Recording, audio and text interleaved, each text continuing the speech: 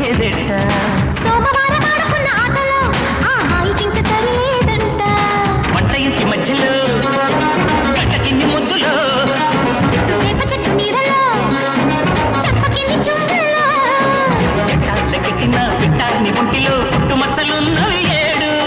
ఇంకా చుక్కయ్య పట్టు ఆనవాళ్ళు నీటి బయట చూడ సగిలి కళ్ళు ముద్దు మురిపాలు అంటే గిట్టనోళ్ళు